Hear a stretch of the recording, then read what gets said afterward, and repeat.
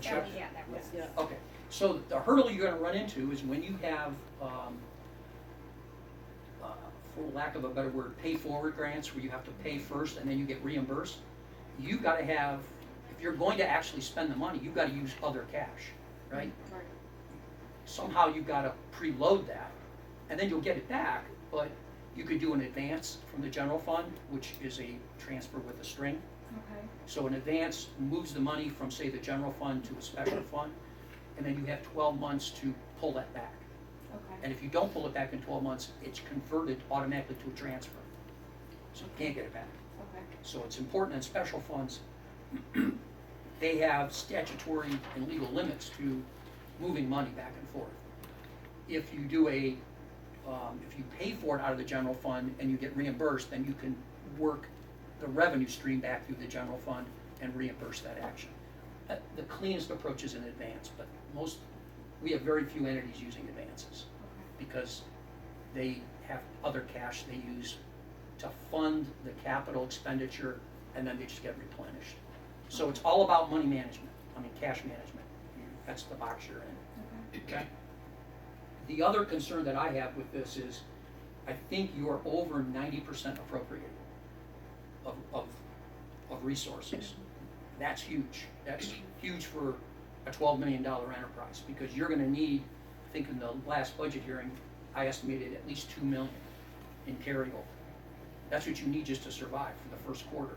As you experienced this year, you didn't get any money till, you didn't get any significant money till I think the second advance, which was I think 1.9 million, 1.7 million you got, which is when you really get your first shot of adrenaline. But you got to survive on whatever you got in the bank up until that point. So if people are out buying cars and you're paying salaries because you have to, but you're buying a bunch of stuff, you're going to get into a cash crunch because you have to have that money to satisfy those obligations, or you're going to be writing checks you don't have money for, which is not a good thing. Does that make sense? Yes. Okay. So this writes it, am I correct? Well, we have two amendments, so that was number 3. So do we want to pass these individually? Yes, Okay, So wait, which was tabled? 3 was tabled? they both were. All 3 and 4? Yeah, 3 was the grant, or was it the transfer? 3 was the grant. Okay, so it was Jim's turn? So moved. Second, Yes. yes. Aye. Aye. And And then the transfer, and this was the one that finally writes it, the amendment 4, correct? Because it's a transfer into the capital, Yeah. not capital, it's improvement fund, which is, I think, a capital fund, isn't it? Yes, yes. So new capital project fund total is $2,863,851.80, and new total certificate is $13,185,60.59. So, So before we close, this will be the final matter before us? Yes. Okay. So before we adjourn, I think this would be. Well, we're not appropriate adjourned, we still time have some other. Yeah. yeah, we've got 2 other items. Before the park district leaves, I think this would be the appropriate time for any other questions or public comment. Otherwise, as soon as this business is done, park district will leave.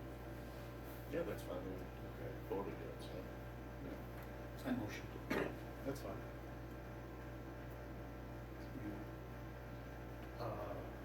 Wanna It open is it for- so nice to have so many people here. It's very rare, and you got a chance to see us handle some other county business. But before this particular hearing ends, is there anybody that has a question or would like to bring something to our attention? Please state your name. My name's Jane Voda, and I have a question for John or anybody that's representing the parks. I just am a little confused as to what was the reason why you separated from the auditor? That's a good question. We felt that we could manage our own fiscal operations. And Dawn has been with us for 9 years, and we still believe we could do that.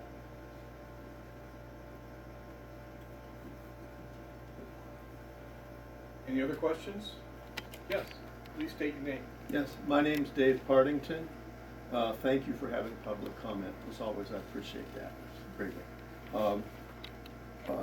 I want to take a different tack than other people have been taking, and that is to say that, to address John Boros and say, John, you have spent almost all of your adult work life at the Geauga Park District.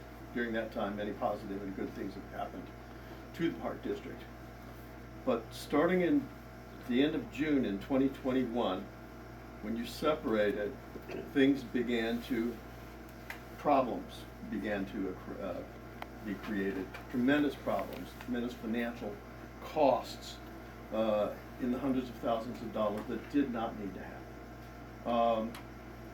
You were under the umbrella of the auditor's office, and Chuck just referenced that point where things were taken care of so that you could not get yourself into financial difficulties.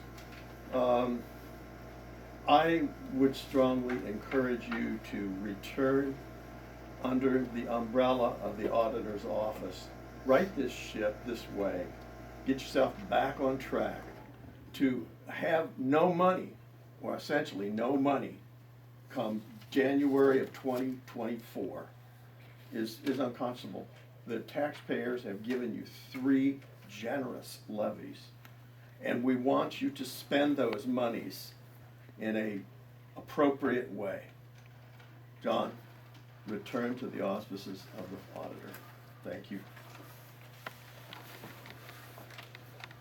Just to follow up on that, Dawn, since you're here with the budget, what does the Park District have budgeted this year for IT services?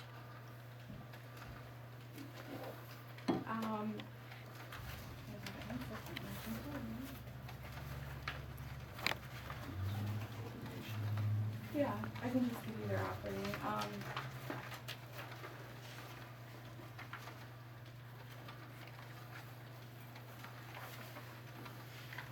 It's $244,150.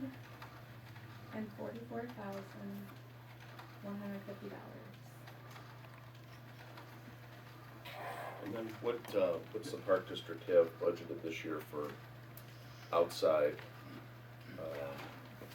fiscal help? So that'd be accounting, for outside, not your salary or anything. Well, we don't have anything now, or we have someone that's helping inside the organization, so. You're not contracting with any outside vendors for Payroll, what about payroll? Well, payroll, yes, the payroll service? yes. What did you spend last year on outside fiscal? I don't have that figure in front of me, but I can get it for you. Okay, thanks. I'd just be curious.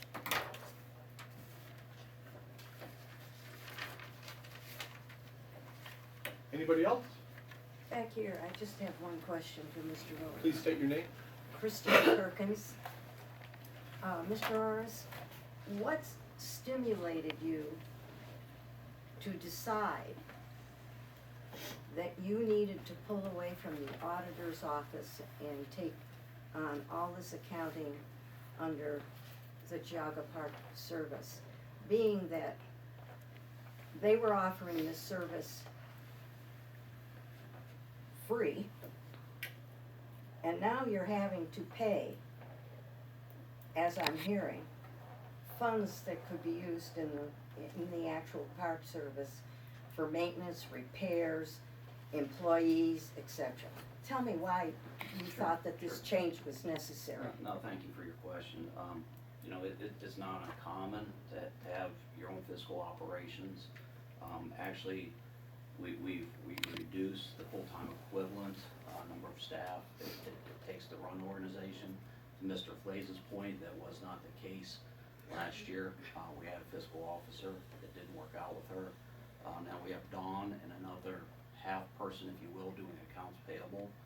Historically, we've had as many as 3 people running fiscal operations, and now we have 1.5. But in the past, the auditor's office took care of all of that. Prior to June of 2021 that did. So, That doesn't make any sense to me. It really doesn't. Were they doing a poor job of maintaining the funds for the Geauga Park Service? I wouldn't say that. We just felt it was kind of a self-fiscal. Obviously, it's costing the Park Service money. They could be used for other things. I'm just confused. I mean, it doesn't make sense to me.